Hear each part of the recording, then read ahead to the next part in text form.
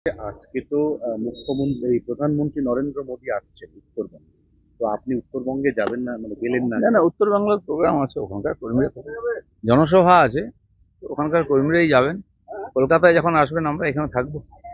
হ্যাঁ, কিন্তু আজকে তো আপনার মানে সবাই, মানে সুকান্ত মজুমদার, শুভেন্দু অধিকারী। যারা লিডার আছেন তাদের প্রোটোকল থাকে, তাদেরকে থাকতে হয় প্রাইম মিনিস্টারের সঙ্গে।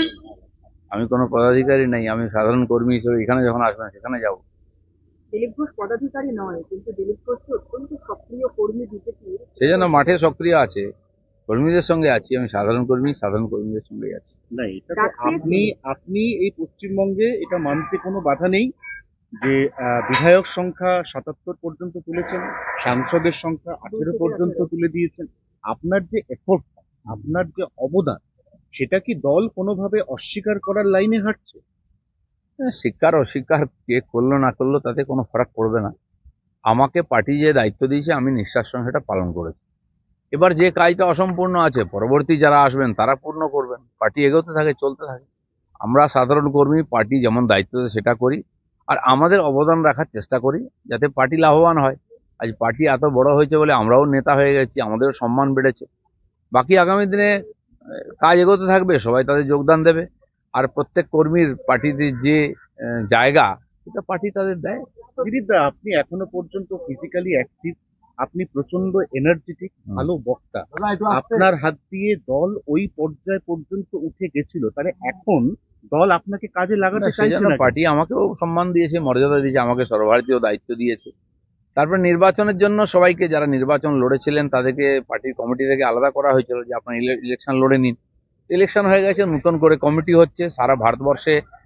আমাদের সাংবিধানিক পদ্ধতিতে একবারে নির্বাচিত প্রেসিডেন্ট এবং কমিটি হচ্ছে। তো এবার আমরা সবাই আছি, নতুন কমিটিতে কে কোথায় জায়গা পায় দেখে সেভাবে কাজ হবে। দিলীপ তা ঘোষ আপনার তো খারাপ কোর লাগে না? কমিটির সদস্য। আপনার খারাপ লাগে না? মানে খারাপ লাগবে কেন? আমি কোনোদিন ভাবিনি আমি প্রেসিডেন্ট হবো, আমি এমএলএ হবো, এমপি হবো। পার্টি যেটুকু বলেছে আমি সেটা করে দেখিয়েছি। আবার পার্টি যদি আমাকে দায়িত্ব দেয় আমি সেটা করবো। আমাকে যদি পার্টি বলে তুমি সাধারণ কর্মী হিসেবে কাজ করো, তো পার্টির মধ্যে থাকবো, তো পার্টির কাজই করবো।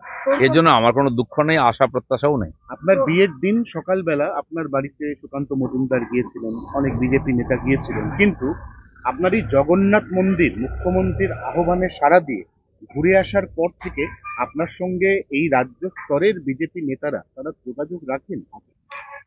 অনেকের যোগাযোগ রাখেন, অনেকে দেখাও করছেন। এর আগেও অনেকবার এরকম অনেক ব্যাপার নিয়ে দ্বিমত হয়েছে। যারা নিজের জায়গা নিয়ে একটুখানি চিন্তায় থাকেন, অস্তিত্ব সংকটে থাকেন, তাদের একটু ভয় আছে। দিলীপ ঘোষ কোনো জায়গার জন্য লড়াই করে না, দিলীপ ঘোষ পার্টির জন্য লড়াই করেছে। আর তারপরেও আমি এই জন্য এই ভারত পশ্চিমবাংলার সাধারণ নাগরিক, আর সেই হিসাবে আমার একটা দায়িত্ব আছে। আমি একেবারে এই বয়কট আপন পর কোনোদিন বিশ্বাস করিনি, আগামী দিনেও করব না। আমার মনে হয় কোনো পার্টি সংগঠন এটা করতে পারে না। কিন্তু ভারতীয় জনতা পার্টিতে আছে, পার্টির কর্মী হিসেবে পার্টির নীতি আদর্শের সঙ্গে, ডিসিপ্লিনের সঙ্গে আছে। আমি জানি না কে এই ধরনের পলিসি ঠিক করে, এটা চলবে না ওটা চলবে না। বিজেপি কোনদিন এরকম বলেছে বা করেছে আমার জানা নেই। দিলীপ ঘোষ তো কোর কমিটির সদস্য, প্রধানমন্ত্রীর সভায় কোর ডাকলে কমিটি মিটিং হলে যাবো। শূন্য প্রশ্নে যাইবার। ওকে।